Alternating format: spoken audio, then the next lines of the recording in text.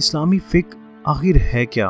امام ابو حنیفہ، امام مالک، امام شافعی اور امام احمد بن حنبل کون تھے؟ انشاءاللہ رائے ہدایت کی اس لاس اسلامک ہسٹری کی سیریز میں ہم انہی چیزوں کے بارے میں سنیں گے۔ تو دوستو آئیے دیکھتے ہیں ویڈیو۔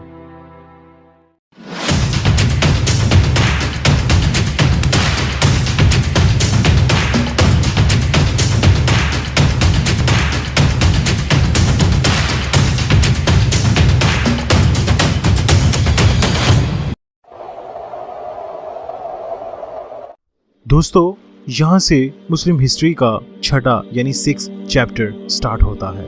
جناب رسول صلی اللہ علیہ وسلم کے صدیوں بعد فزکس اور ریاضی علوم کے پہلو بہ پہلو اسلامی علوم بھی ترقی کر رہے تھے۔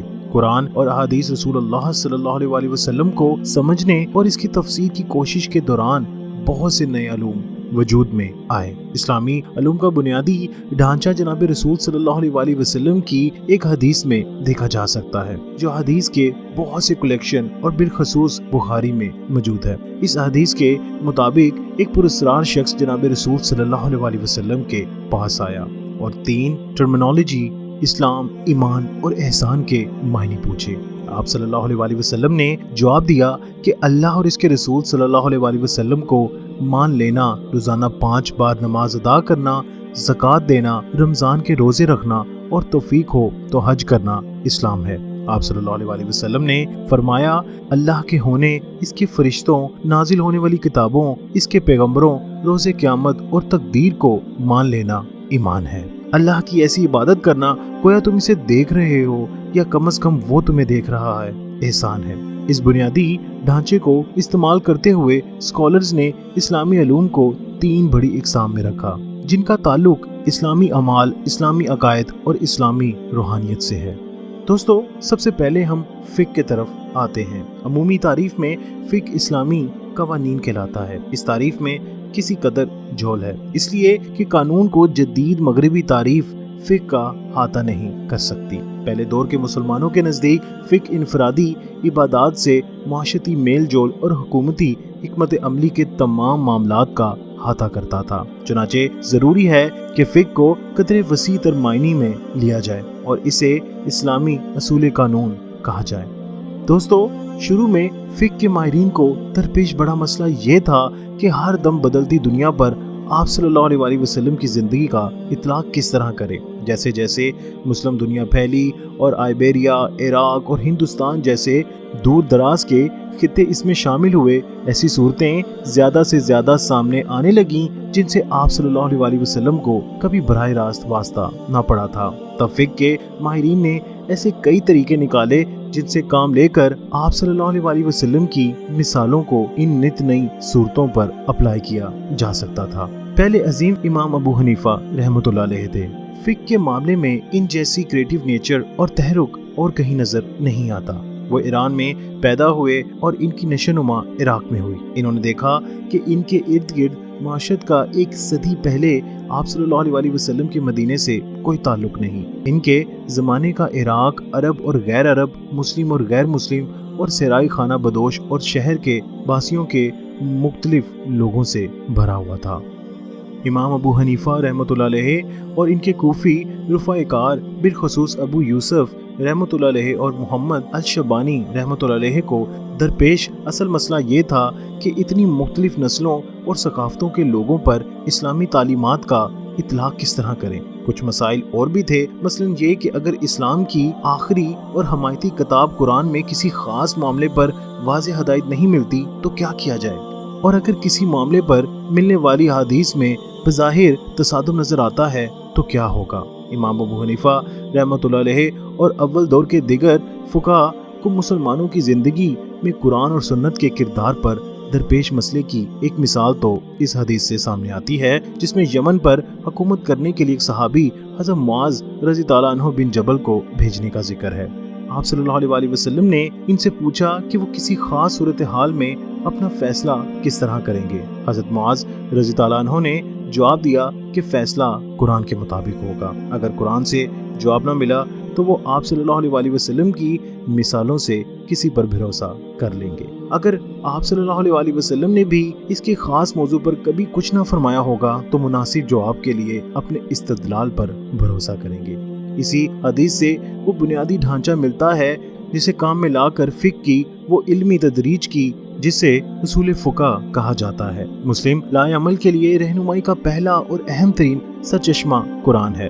ظاہر ہے کہ یہ اللہ کا کلام ہے اور اس پر کسی اور چیز کو فضیلت حاصل نہیں، لیکن دوستو قرآن قانون کی عام کتابوں کی طرح نہیں ہے۔ ایسی آیات کی تعداد نسبتاً کم ہے جس میں اللہ نے آپ صلی اللہ علیہ وسلم کو کسی کام کا براہ راست حکم دیا ہے، اور ایسی آیات میں ڈیٹیلز موجود نہیں ہیں کہ مسلمان وہ خاص کام کس طرح سے سر انجام دیں گے۔ مثلاً قرآن میں مسلمان کو نماز کا حکم دیا گیا ہے لیکن تفصیل موجود نہیں ہے کہ نماز کس طرح ادا کرنی ہے۔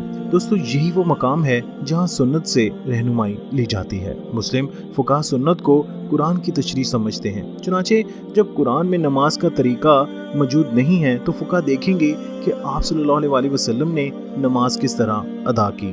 آپ صلی اللہ علیہ وسلم کی نماز کا طریقہ صحابہ نے بیان کیا اور پھر نسل در نسل چلتا فقہ تک پہنچا۔ چنانچہ اصول کی سیڑھی کے دوسرے اور تیسرے درجے پر آپ صلی اللہ علیہ وسلم کی سنت اور آپ صلی اللہ علیہ وسلم کے صحابہ کا عمل آتا ہے، لیکن کچھ ایسے معاملات بھی موجود تھے جہاں قرآن، سنت اور صحابہ کا عمل تینوں خاموش تھے۔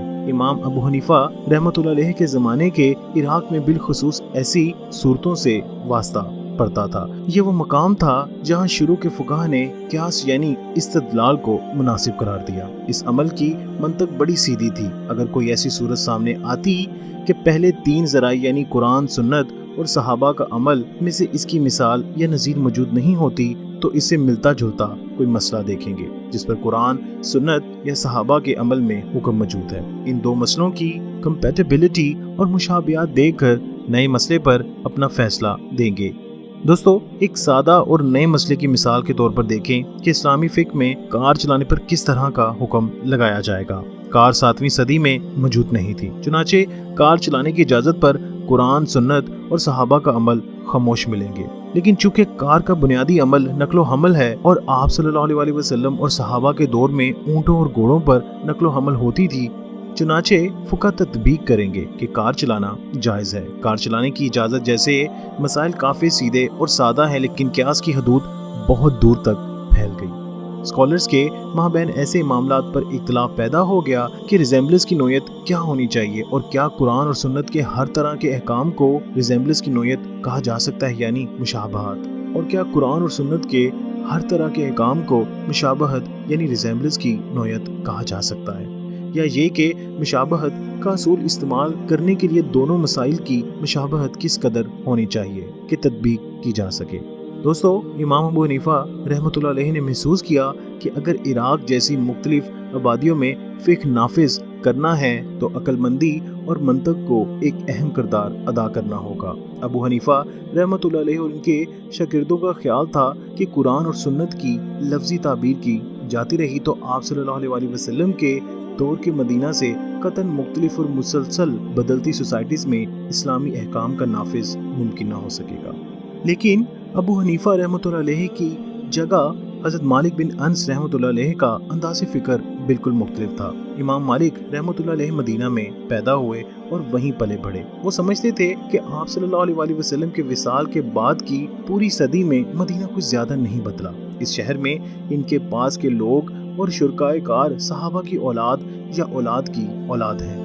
مذہب کے بارے میں ان کا انداز فکر خود صحابہ سے حاصل کردہ تھا جو آپ صلی اللہ علیہ وسلم سے قریب رہے تھے۔ چنانچہ ان کی دلیل تھی کہ مدینہ کے لوگوں کی زندگی اصول قانون کے مطابق بن سکتی ہے۔ ان کا استدلال تھا کہ اگر مدینہ کے تمام باسی کسی ایک شے یا کسی چیز کے عمل کے طریقے پر متفق ہوں تو انہوں نے براہ راست صحابہ سے سیکھا ہوگا اور صحابہ نے آپ صلی اللہ علیہ وسلم سے سیکھا ہوگا، اس لیے ان کا طرز عمل خود سنت جیسا درجہ رکھتا ہے۔ لیکن ابو حنیفہ رحمۃ اللہ علیہ اور ان کا عراقی مطبع فکر مقامی روایات کو چینجیبل قرار دے کر اصول فقہ میں شامل کرنے کے خلاف تھا۔ ابو حنیفہ رحمۃ اللہ علیہ کے قریبی شاگردوں میں سے ایک الشبانی مدینہ جا کر امام مالک رحمۃ اللہ علیہ سے علم حاصل کرتے رہے، لیکن بالآخر انہوں نے عراقی مطبع فکر کو ترجیح دی۔ انہوں نے تو مالک رحمۃ اللہ علیہ کے اس انداز فکر کے جواب میں ایک کتاب حجت اعلیٰ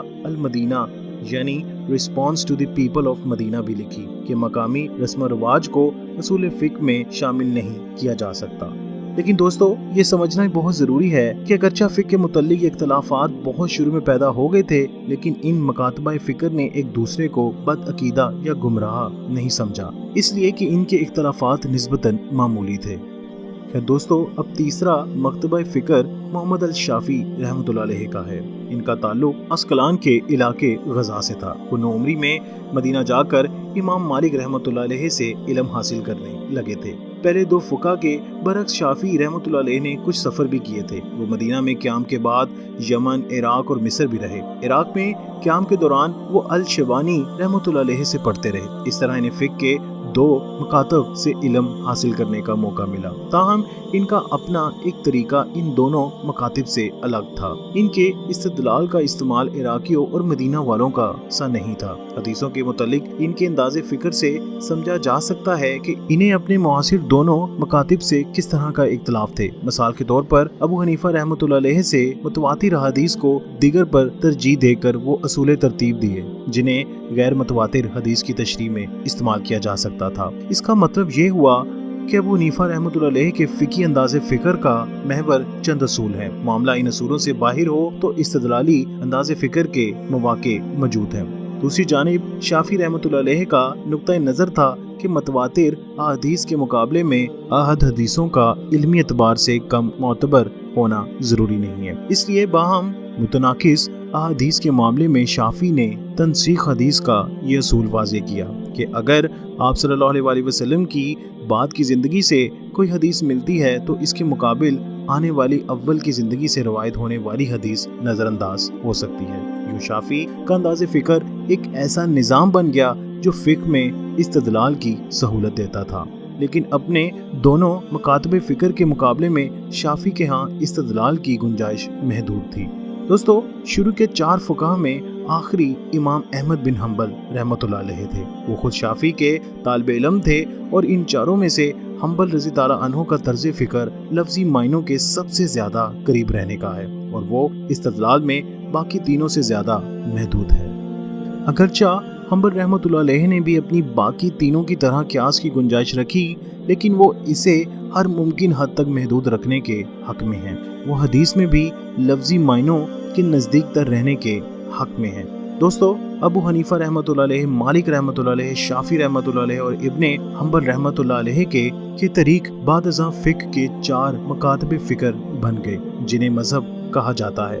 وقت گزرنے کے ساتھ ساتھ یہ چاروں سنی اسلام میں 4 مسلمہ فقہ کی صورت اختیار کر گئے۔ قرآن اور حدیث کی تعبیر میں استدلال کے کردار کو بنیاد بنا کر چاروں مکاتب فکر کو درجہ وار رکھا جائے تو ایک انتہائی پر حنبلی اور دوسری پر حنفی آتے ہیں۔ استدلال کی آزادی کے باعث حنفی مکاتب فکر میں بہت لچک تھی، اس لیے یہ تمام مسلم دنیا میں پھیل گیا۔ عباسیوں، سلجوکیوں، عثمانیوں اور مغلوں جیسے بڑے شاہی خاندانوں سے تعلق اور لچکدار فقہی اصولوں کی وجہ سے بدلتے تقاضوں کے مطابق ڈھلنے کی اہلیت کے باعث اسے وسطی ایشیا، ترکی، بلکان، برِ صغیر پاک و ہند میں اور عراق، شام اور مصر کے کچھ حصوں میں غلبہ حاصل ہوا۔ یہ طرز فکر خود مالک رحمۃ اللہ علیہ کی حیات میں ہی مغرب رخ پھیلنے لگا۔ یہ شمالی اور مغربی افریقہ اور جزیرہ نما آئیبیریا میں غالب مکاتب فکر بنا۔ مصر، ایران، مشرقی بحیرہ روم، یمن، بحیرہ ہند کے ساحلی علاقوں، انڈونیشیا